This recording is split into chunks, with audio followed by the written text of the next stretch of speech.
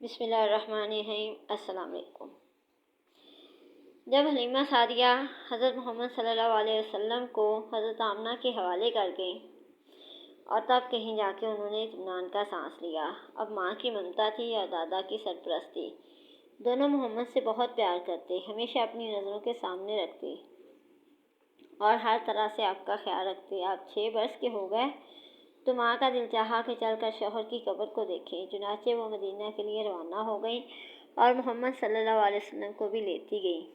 شوہر کی ایک باندی تھی ایمن، وہ بھی سفر میں ساتھ تھی۔ وہاں ایک مشہور خاندان تھا بنی نجار۔ محمد کے دادا کی ننیال اسی خاندان میں تھی، اس لیے بی بی آمنہ وہاں جا کر ٹھہری۔ بی بی آمنہ مدینے پہنچی تو پیارے بیٹے کو وہ گھر دکھایا جہاں اس کے پیارے باپ نے وفات پائی تھی۔ وہ جگہ بھی دکھائی جہاں وہ ہمیشہ کی نیند سو رہے تھے۔ آج پہلا دن تھا کہ اس معصوم بچے نے یتیمی کا مفہوم سمجھا۔ آج پہلا موقع تھا کہ اس کے شیشہ دل پر رنج و غم کا عکس پڑا۔ وہاں 1 مہینہ گزار کر بی بی آمنہ نے گھر لوٹنے کا ارادہ کیا اور محمد صلی اللہ علیہ وسلم کو لے کر مکہ کے لیے روانہ ہو گئی۔ شوہر کی طرح بی بی آمنہ بھی بیمار پڑ گئیں۔ جیفا سے 23 میل پر ایک گاؤں ہے ابوا، وہاں پہنچی تو حالت نازک ہو گئی اور پھر سنبھل نہ سکیں، وفات پا گئیں اور وہیں دفن ہوئیں۔ عبداللہ کی وفات بھی تو پردیس میں ہوئی تھی اور دفن بھی اسی طرح ہوئے تھے، قوم و وطن سے بہت دور۔ اللہ آپ کا ولی و کارساز ہے اے محمد۔ آپ یتیم تھے، باپ کے سایہ سے محروم تھے۔ ابھی اس یتیمی کا شعور ہوا ہی تھا کہ ماں بھی داغ مفارقت دے گئی۔ باپ کی قبر دیکھی ہی تھی کہ ماں کی قبر بھی تیار ہو گئی۔ اب آپ تنہا رہ گئے، ماں ساتھ تھی تب بھی آپ کو یتیمی کا ملال تھا۔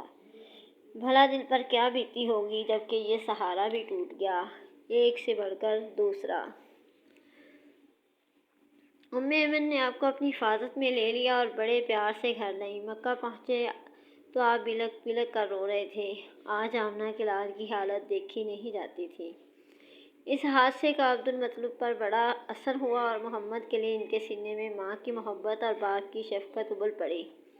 اب وہ آپ پر بے انتہا مہربان ہو گئے، پہلے سے زیادہ ماننے لگے، بڑی محبت سے پیش آتے، لطف و کرم کی باش کرتے، ہر آن آپ کا خیال رکھتے، ہر طرح سے دلجوئی فرماتے، اپنی ذات اور اپنی اولاد سے بڑھ کر آپ کی فکر رکھتے۔ عبد المطلب قریش کے سردار تھے، کعبے کے زیر سایہ اپنی گدی پر بیٹھتے تو بیٹے ادب و احترام میں گدی سے ذرا دور ہو بیٹھتے، لیکن محمد آ جاتے تو عبد المطلب انہیں اپنے پاس بلاتے، اپنی گدی پر بٹھاتے اور پیار سے پیٹھ سہلاتے، لیکن افسوس کہ عبد المطلب بھی زیادہ نہ ٹھہرے۔